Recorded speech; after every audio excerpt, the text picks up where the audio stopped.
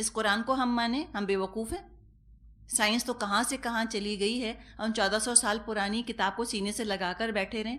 ہم ایسے تو احمق نہیں ہیں۔ یہ کہتے تھے، یہ تھا ان کا تکبر۔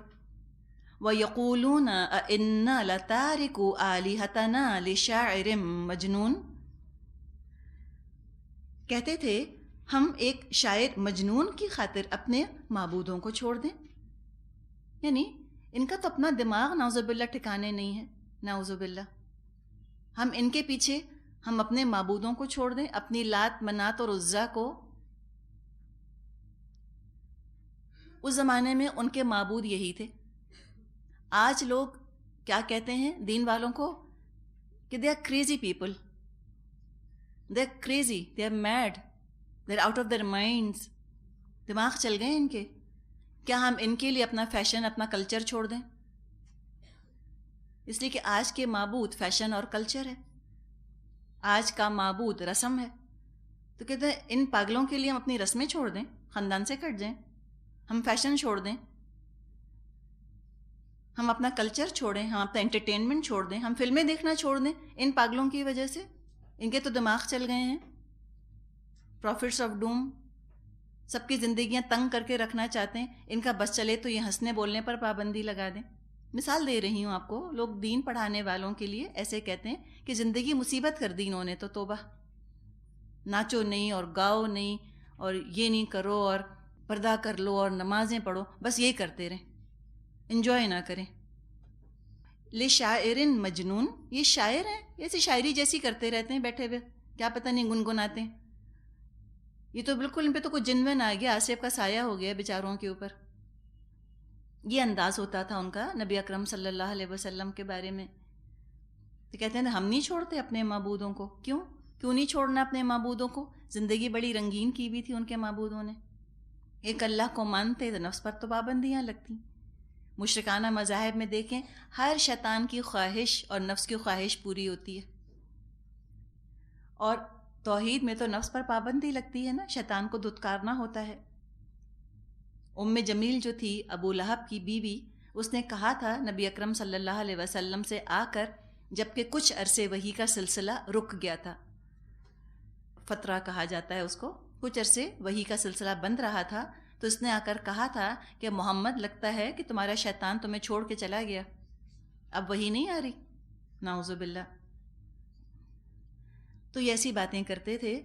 تو جو لوگ آج بھی ایسی باتیں کریں نا، ان سے تو بڑا ہی ہوشیار رہنے کی ضرورت ہے، الرٹ، بہت ہی الرٹ رہ کے انسان محتاط ہو کے ان سے ملے اور ان کو سمجھانے کی، ان کا علاج کرنے کی کوشش کرے۔ ان جیسا بننے کی ضرورت نہیں ہے، یہ کول ہونے کی علامت نہیں ہے، یہ ان ہونے کی علامت نہیں ہے، دین کو لات مارنا، نعوذ باللہ، یہ جہالت کی اور جہنمی ہونے کی علامتیں ہیں۔ مت کسی سے اتنی محبت کریں کہ اپنے ساتھ ہمیں بھی جہنم میں لے جائیں۔ اب وہ کہیں گے بل جاء بالحق وصدق المرسلین، بلکہ رسولوں نے تو سچ کہا تھا، وہ تو سچ لے کر آئے تھے اور رسولوں کی تصدیق کی تھی انہوں نے۔ نبی اکرم صلی اللہ علیہ وسلم تو بالکل ٹھیک کہتے تھے، اب ہوش آیا، اب کیا فائدہ؟ لیکن اب فائدہ نہیں ایمان لانے کا اور تصدیق کرنے کا۔ انکم لذائق العذاب العلیم، ان سے کہا جائے گا اب لازماً تم دردناک سزا کا مزہ چکھنے والے ہو۔ وما تجزون الا ما کنتم تعملون، اور جو تم کو بدلہ دیا جا رہا ہے انہی اعمال کا دیا جا رہا ہے جو تم کرتے رہے ہو۔ جیسا کرو گے ویسا بھرو گے، اسی کو تم بھگتو گے، جو تم نے کیا تھا اسی کا بدلہ دے دیا گیا۔ اب دنیا میں آپ امیجن کریں، ایک آپ کی بیٹی ہے، ایک کسی اور کی بیٹی ہے، ٹھیک ہے، ہم عمر ہیں اور کلاس فیلوز ہیں۔ کیا ہوا، ایک جگہ تو وہ اکٹھی تھیں، ٹھیک ہے، پھر رفتہ رفتہ ان کے راستے جدا ہونا شروع ہوئے۔ آپ کی بیٹی جو ہے اس کا رخ مڑ گیا دین کی طرف، اس نے اسلام کو عملی طور پہ فالو کرنا شروع کر دیا، دین کی تعلیمات پہ عمل شروع کر دیا، وہ قرآن کے ساتھ اس نے اپنے آپ کو جوڑ لیا۔ اور جو دوسری اس کی دوست تھی، اس نے نہ دین پر عمل کیا، وہ آگے کسی اور چیز کے اندر انوالو رہی. یعنی علم حاصل کرنا تو کوئی بری بات نہیں، لیکن کیا ہوا کہ دین کو اس نے بالکل چھوڑ دیا، نہ عمل کیا نہ دین کا علم حاصل کیا. اب آپ امیجن کیجئے کہ وہ دونوں مل رہی ہیں. کسی مجلس کو تصور میں لائیے نا، ایک شادی ہے، وہاں سب خواتین بیٹھی ہیں، آپ کی بیٹی بھی آ رہی ہے، کسی اور کی بھی آ رہی ہے. دونوں کے حال حلیے میں فرق ہوگا. ہم سیگریگیٹڈ کی چلے بات نہیں کر رہے، کوئی اب بازار میں مل گئے، ہوٹل میں مل گئے مثال کے طور پہ، فرق ہے حال حلیے میں. زیادہ گلیمرس کون لگ رہی ہوگی؟ جس نے کہ فالو نہیں کیا نا. ٹھیک ہے. اور آپ کی بیٹی کیسی لگ رہی ہوگی؟ پابند، جیسے پابند ہے نا، لپٹی لپٹائی بالکل. پھر وہ جو جس نے کہ دین کے علم کی طرف کوئی توجہ نہیں کی، وہ کون سے قصے سنائے گی؟ فلاں یونیورسٹی اور وہاں کی لائف اور اسٹوڈنٹس کی لائف اور وہاں کی نائٹ لائف اور وہاں کا کلچر اور وہاں جو گروتھ اپرچونیٹیز ہیں، اور جس طرح میں ریسرچ کر رہی ہوں لیبارٹری کے اندر مثال کے طور پہ. اور آپ کی بیٹی سے وہ پوچھے گی ہاں تم کیا کر رہی ہو؟ وہ کہے گی میں تو قرآن کا کورس کر رہی ہوں. ٹھیک ہے. اب آپ امیجن کر رہی ہیں کتنا فرق ہوگا نا پرسیپشن میں. رش کس پر کر رہے ہوں گے لوگ؟ کہہ رہے ہوں گے کتنی اچھی ماں تھی، مستقبل بنا دیا بیٹی کا، کیسے دیکھو اس کو اس نے نرچر کیا ہے. اور ان کو دیکھو، ان کی تو مت ماری گئی نا، اتنی سی عمر میں کیا اس کو ناک کان بند کر دیے اپنی بیٹی کے. انہوں نے سارے اس کے جو راستے ختم کر دیے، کو گروتھ روک دی اپنی بیٹی کی. کدھر پتہ نہیں ڈال دیا قرآن پڑھانے کے لیے. وہ لگتا ہے نا کہ وہ ڈنجی ڈارک کمرے کے اندر بیٹھی ہے، قرآن پڑھ رہی ہے، اور وہ سورج کی روشنی میں بیٹھی ہیں اور لطف اٹھا رہی ہیں زندگی کا. یہ تصور ہے نا. ہوا ان کے بالوں کو چھوتی ہوئی گزر رہی ہے، اور یہاں یہ پسینے کے اندر بیچاری شرابور ہو رہی ہے. آپ یہ ریئل لائف سچویشن ہے، اس کو آپ سامنے رکھیں اور ان آیتوں کو پڑھیں. اس لیے کہ ہم مائیں ہیں نا، ہم سب گزر رہی ہیں ان چیزوں سے. اور بعض دفعہ ہمارے دل جو ہے نا وہ نیوں نیوں ہو جاتے ہیں اپنی بیٹیوں کو دیکھ کر. شیطان خیال ڈالتا ہے کہ کیا ظالم ہو نا، تم نے کیا اس کی اپرچونیٹیز، اس کے تم نے گروتھ اپرچونیٹیز پہ تم نے پابندیاں لگا دیں. تو اسلام تو پابندی نہیں لگاتا، لیکن اسلام یہ تو نہیں کہتا کہ قرآن چھوڑ کے تم یہ سارے کام کرو.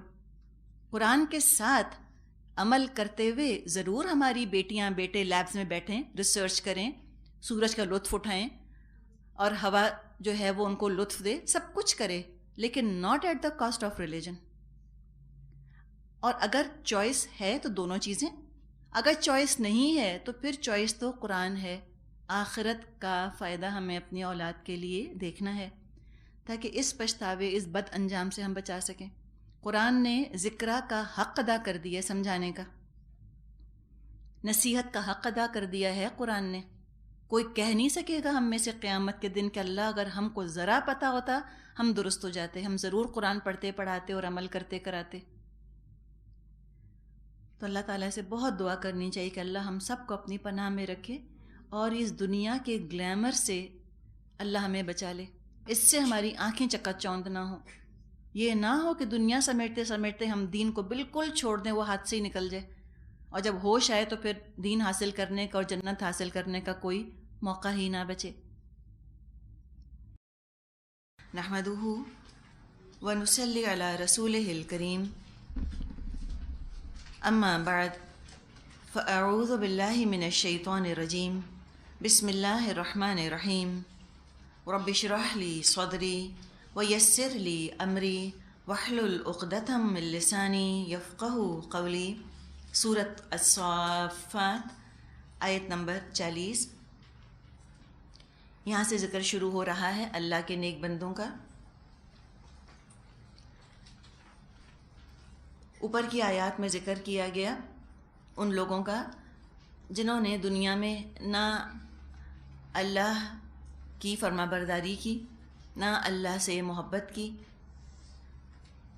تو ان کا کیا انجام ہوگا اس کو پیشگی بیان کر دیا گیا کہ جو دنیا میں فرما برداری نہیں کر رہا، جو اللہ سے محبت نہیں کرنا چاہتا، وہ اب بھی سوچ لے، ذرا انجام سامنے رکھ کے اب سوچ لے کہ کتنا خوفناک انجام ہے جو کہ ہونے والا ہے.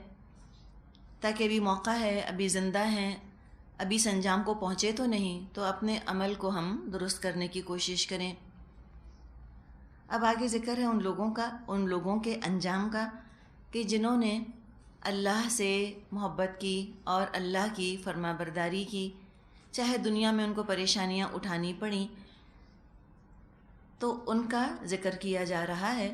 فرمایا الا عباد اللہ المخلصین، مگر اللہ کے چنے ہوئے بندے، یعنی اس انجام سے وہ محفوظ ہوں گے۔ ایک ہوتا ہے مخلص جس کی نیت خالص ہو، ایک ہوتا ہے مخلص جو کہ خالص کر لیا گیا ہو۔ تو یہ مخلص بندے کہ جن کو اللہ ہاتھ پکڑ کر اپنی طرف کھینچ لیتا ہے، اللہ سلیکٹ کر لیتا ہے، ان کو اپنے لیے چن لیتا ہے۔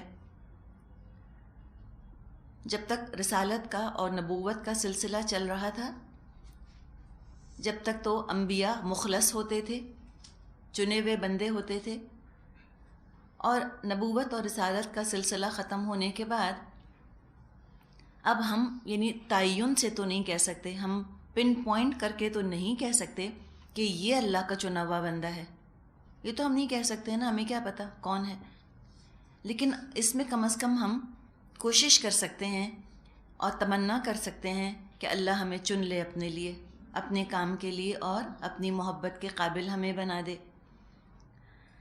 تو جہاں تک انبیاء کا تعلق ہے، تمام انبیاء مخلص بندوں کی مثال ہیں۔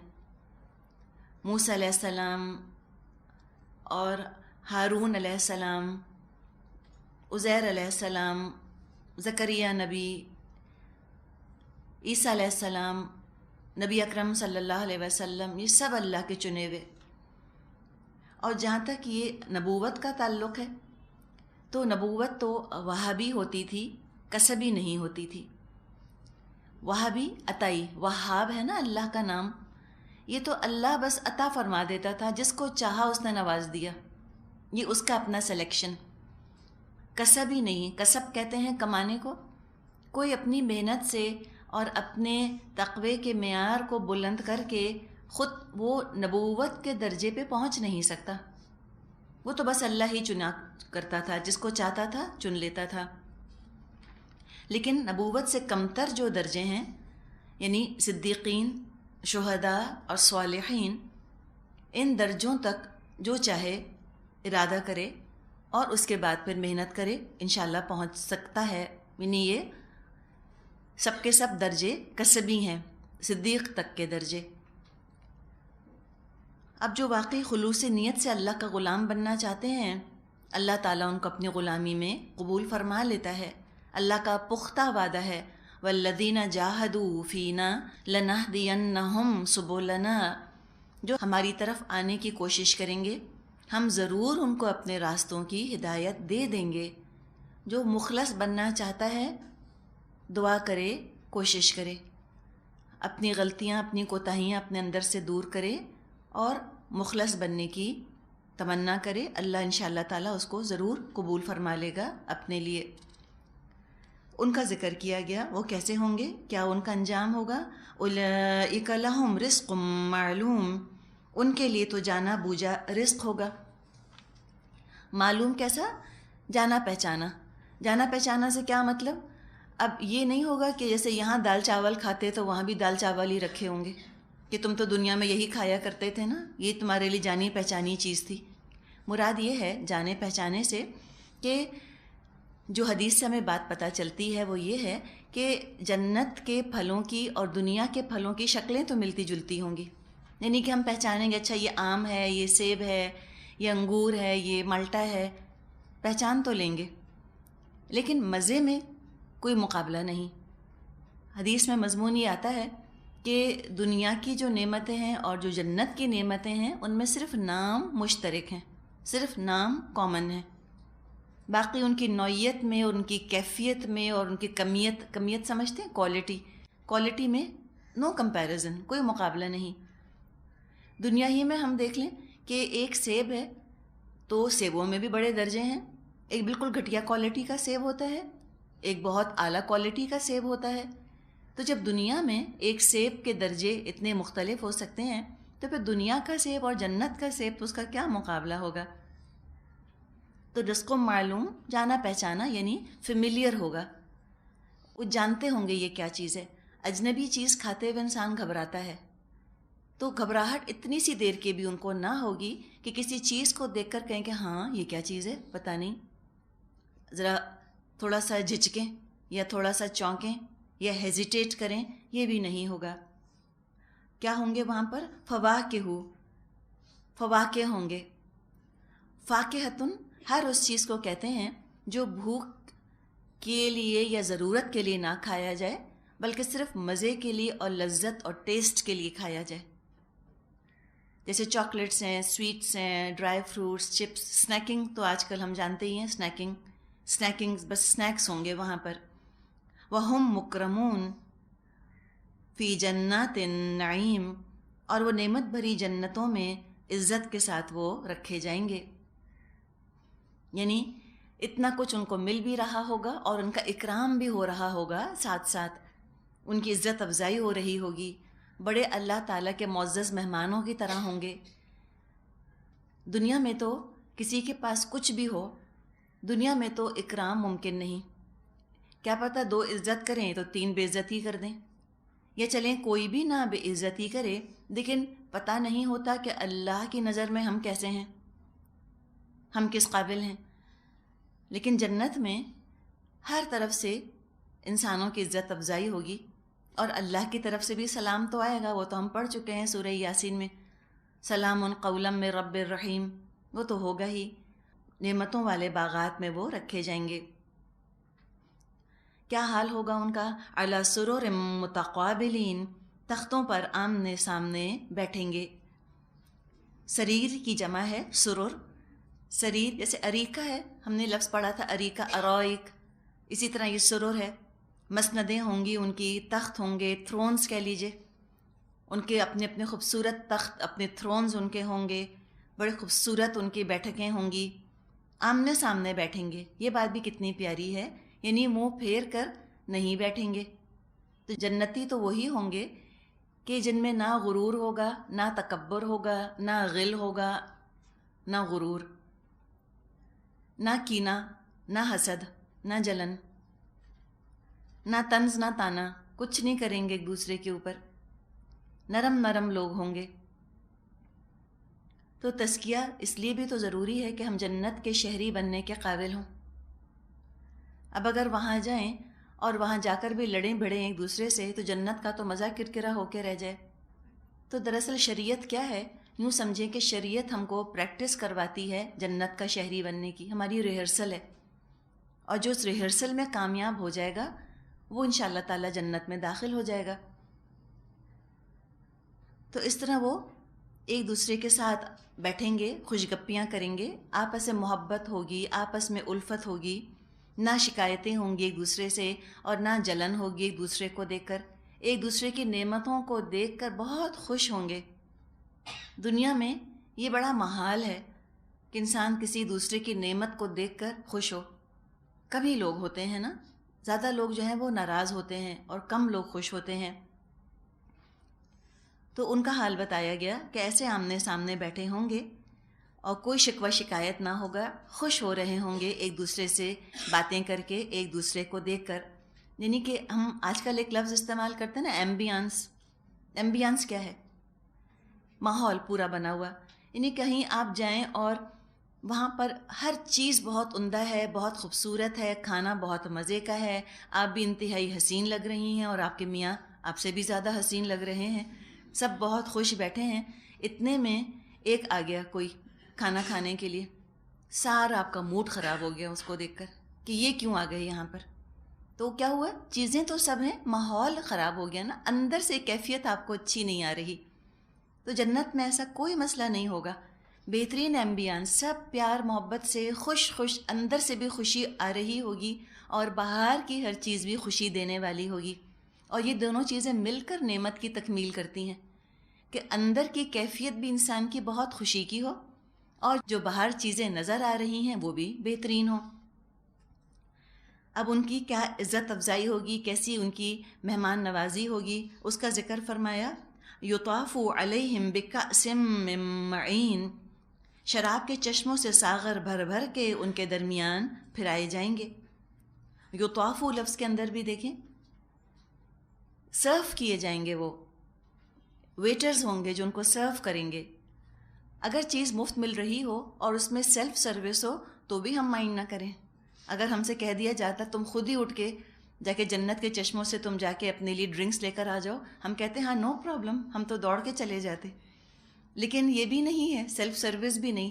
کہا جائے گا کہ جب آپ کی عزت افزائی کرنی ہے, مکرمون ہیں, آپ کو نہیں زحمت دی جائے گی کہ آپ خود اٹھ کر جائیں, اپنے ہاتھ میں آپ گلاس پکڑ کر جائیں اور پھر آپ جا کے وہاں نل میں لائن لگائیں. یہ نہیں ہوگا, بلکہ سرو کیے جائیں گے, ان کو سرو کیا جائے گا. یطافو علیہم, پھرائے جائیں گے. طافہ کا مطلب ہوتا ہے پھرنا, مسلسل گردش کر رہے ہوں گے. ولدان مخلدون, آگے ہم پڑھ لیں گے, چھوٹے چھوٹے بچے ہوں گے, ینگ بوائز ہوں گے جو کہ سرو کر رہے ہوں گے. اور کاسن, کاس کہتے ہیں ساغر, ساغر اس کو انگلش میں پیگ کہتے ہیں. کاس بہرحال جیسے گلاس ہم کہتے ہیں, لیکن یہ خاص قسم کا گلاس جس میں کہ شراب پی جائے, مشروب پیا جائے, ساغر جس کو اردو میں کہا جاتا ہے, گوبلٹس کہہ لیجئے. کس میں سے؟ معین. یہ جو معین کا لفظ ہے, یہ بہتا چشمہ, معین کا جو لفظ ہے یہ آگے ہم پڑھیں گے, سورہ محمد میں پڑھیں گے وہ لفظ. یہ معین کا جو لفظ ہے میم عین نون, یہ آنتوں کی موومنٹ کے لیے لفظ آتا ہے. جو انتڑیاں ہیں, آنتے ہیں, انٹسٹین, ان کے اندر جیسے کھانا گزرتا چلا جاتا ہے نا, اس کے لیے یہ لفظ استعمال کیا جاتا ہے. تو معین بہتا ہوا پانی, بہتا چشمہ ہوگا. اس سے کیا پتہ چلا کہ کوئی یہ رکھی ہوئی چیز نہیں ہوگی کہ وہ بوتل بھر کے رکھ دی انہوں نے 50 سال پہلے سے. یہ آپ کہیں کہ اچھا پتہ نہیں کتنی پرانی یہ شراب کی بوتل ہے, جب سے ہم پیدا ہوئے جب سے شاید بھر کے رکھ دی تھی ہمارے لیے. جیسے پانی کو دیکھیں نا, آج باٹل واٹر ہم دیکھتے ہیں, ہم اس پہ ڈیٹ دیتے ہیں نا ایکسپائری کی, ہم کہتے ہیں اچھا اتنا پرانا پانی پیک ہوا ہوا, تو چاہے صاف ستھرا ہو تب بھی دل نہیں چاہتا پینے کا, ہم کہتے ہیں بہت ہی پرانا ہے. ڈرنکس کی باٹلز ہوتی ہیں 7 اپ کی, کوک کی, اگر وہ بہت پرانی ہو جائیں تو ان کا مزہ بدل جاتا ہے. تو ایسی باٹلڈ وائن نہیں ہوگی وہاں پر کہ آپ کو دیکھ کے پریشانی اور گھبراہٹ ہو. معین بہتا چشمہ, فریش, بہتے چشمے سے اس کو سرو کیا جائے گا. بالکل فریش ہوگا وہ, تازہ, بالکل اسپارکلنگ. کیسا؟ بیضاء, چمکتا, چمکتا مشروب. بیضاء سفید, چمکتا. لذۃ للشاربین, جو پینے والوں کے لیے لذیذ ہوگا, بہت مزہ آئے گا پی کر, بہت ہی لذیذ, ڈیلیشس. لا فیہا غول, نہ ان کے جسم کو کوئی ضرر پہنچے گا. غول کا مطلب ہوتا ہے خفیہ طریقے سے کسی کو ختم کر دینا, سیکرٹلی کسی کو انہائلیٹ کر دینا, ختم کر دینا. دنیا کے شراب کے اندر یہ مسئلہ ہوتا ہے. دنیا کی شراب انسان کو اندر سے کھوکھلا کر دیتی ہے, گھن کی طرح چاٹ جاتی ہے اندر سے. تو وہ جو شراب ہوگی اس میں کوئی غول نہ ہوگا, وہ صحت کو نقصان دینے والی نہ ہوگی, نہ ہینگ اوور ہوگا. دنیا میں جو لوگ بہت شراب پیتے ہیں, جب ان کا نشہ ٹوٹتا ہے تو پھر سر کا درد ہوتا ہے ان کو, ہینگ اوور, وہ نہیں ہوگا. نہ ان کے منہ سے بو آئے گی اور نہ ہی وہ بہکیں گے. ولا هم عنها ينزفون, اور نہ ان کی عقل اس سے خراب ہوگی, عقل نہیں ماری جائے گی. ينزفون, نون زافا مادہ ہے, مراد ہے نشہ ہو جانا. جسے ڈرنک ہم کہتے ہیں, کوئی ڈرنک ہو جاتا ہے, عجیب بہکی بہکی حرکتیں کرتا ہے, اپنا تماشا سا بناتا ہے.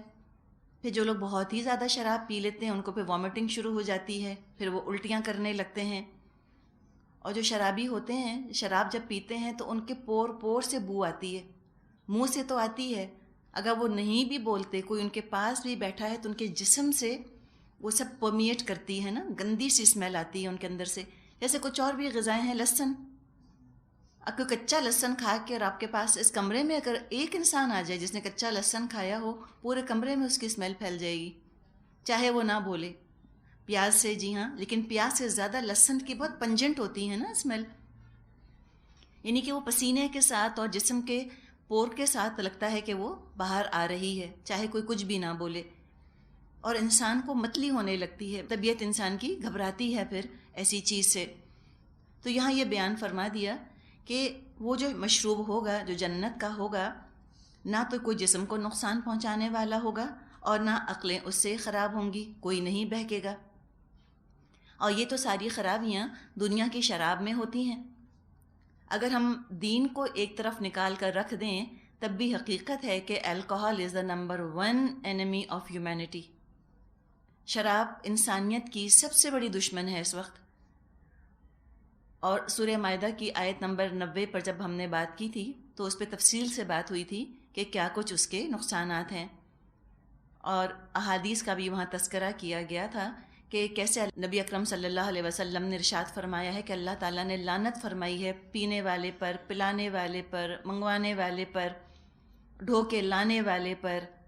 تو اتنا اس کا یعنی کہ اسلام میں مقام اتنا برا ہے، اتنی خراب یہ چیز ہے کہ اس کو پھر حرام قرار دیا گیا ہے۔ لیکن جنت کی جو شراب ہوگی وہ تو مزے کے لیے ہوگی، کوئی اس کے اندر خرابی نہ ہوگی، بہکیں گے نہیں، نہ کوئی بیماری ان کو لاحق ہوگی۔ تو یہاں پر ذکر کیا گیا، پہلے آپ دیکھیں، پہلے ذکر کیا گیا ان کی ایک انٹرنل کیفیت کا کہ کیسے وہ خوش خوش وہاں بیٹھے ہوں گے، پھر جو رویہ ہوگا ان کے ساتھ کیسا ہوگا، مکرمون، ان کی بہت ہی عزت کی جائے گی۔ یہ چیز انسان کو بہت اچھی لگتی ہے، کہیں بہترین جگہ ہو اور وہاں عزت انسان کو نہ ملے تو وہ جگہ اس کو اچھی نہیں لگتی، وہ نعمتیں اس کو پسند نہیں آتی۔ اور کسی کی جھونپڑی میں بھی آپ جائیں اور وہ آپ کو عزت سے بلاتا ہے، عزت سے بٹھاتا ہے، تو آپ کو وہاں جانا بہت اچھا لگے گا۔ کہاں کہ جنت، اور جنت میں یوں عزت سے بلایا جا رہا ہو۔ پھر اس کے بعد کھانے پینے کا ذکر آیا، کیا کھائیں گے، فواکہ ہوں گے اور ڈرنکس ہوں گے ان کے لیے، اور یہ ساری چیزیں ہوں، لیکن کوئی ساتھی نہ ہو تو ان چیزوں کا مزہ نہ آئے انسان کو۔ ان چیزوں کو انجوائے کرنے کے لیے کمپینینز بھی ہوں گے جن سے کہ اپنی خوشی انسان شیئر کر سکے، مل جل کر رہ سکے۔ تو فرمایا وَعِندَهُمْ قَاصِرَاتُ الطَّرْفِ عِین، ان کے پاس نگاہیں بچانے والی خوبصورت آنکھوں والی عورتیں ہوں گی۔ ذکر کیا گیا پہلے تو قاصرات، نظریں بچانے والیاں، نظر نیچی رکھنے والیاں، یعنی خوبصورتی سے پہلے حیا کی تعریف کی جا رہی ہے۔ عینن کا ذکر تو بعد میں آیا، پہلے ذکر فرمایا قاصرات الطرف، نظریں نیچی رکھنے والیاں، عینن بڑی بڑی آنکھوں والی۔ تو خوبصورتی سے پہلے حیا کا تذکرہ کیا گیا ہے، ایک گریسفل بیوٹی کا تصور دیا جا رہا ہے، با وقار حسن، بازاری حسن کی بات نہیں کی جا رہی